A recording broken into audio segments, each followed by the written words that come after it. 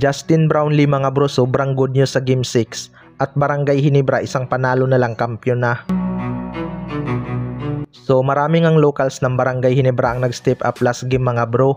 Nagkaroon talaga sila ng kumpiyansa noong muntik pa silang manalo kahit wala si Justin Brownlee sa last quarter. Kaya nadala nila sa Game 4 at Game 5 ang kumpiyansa na yon. Isa nga si Japeth Aguilar sa nag-step up partikular na sa opensa mga bro. Malaking bagay talaga kapag nakafocus sa laro si Japeth Aguilar. Pero ang nanguna talaga sa kanilang opensa ay itong si Scottie Thompson. Ito talaga ang consistent sa lahat ng locals nitong Barangay Ginebra. Dahil nga sa kanilang panalo noong Game 5, isang panalo na lang ang kanilang kailangan para mabawi ulit ang Commissioner's Cup title. Matagal-tagal na ring hindi nagkampiyon itong Barangay Ginebra, kaya gutom na sila sa kampyonato mga bro. Mukhang alam na nga nila paano dipinsahan ang TNT tropang Giga. Malaking bagay talaga ang pagbabalik ni Jimmy Malonzo at addition ni Troy Rosario para may kapalitan si Stephen Holt na bumantay kay RHG. Parang hirap na nga itong si RHG ngayon dahil sa dipinsa ng Barangay Ginebra. Kapag hindi umobra si Stephen Holt, si Jimmy Malonzo or Justin Brownlee nga ang bumabantay sa kanya.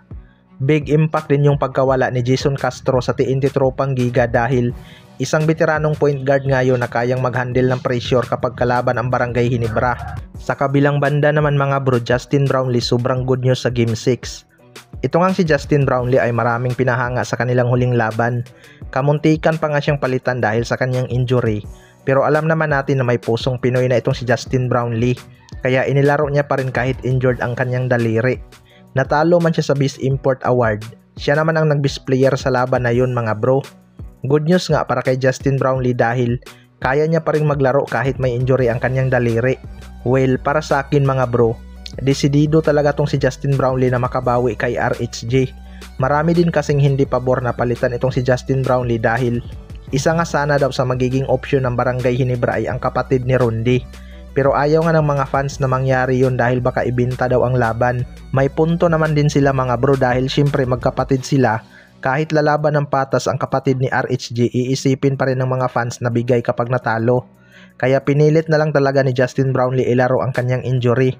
Expected nga na ganun pa rin kaganda ang kanyang lalaroin lalo na't gutom na rin ang Barangay Ginebra sa kampyonato. Matagal-tagal lang ang hindi nagkakampiyon ang Barangay Ginebra mga bro kaya gigil na talaga silang makabawi. Sana lang din ay ganun pa rin kaganda ang magiging performance ng mga locals para naman hindi gaano mahirapan si Justin Brownlee lalo na't may injury pa itong iniinda sa kanyang kamay. Kayo mga bro, ano masasabi nyo tungkol dito?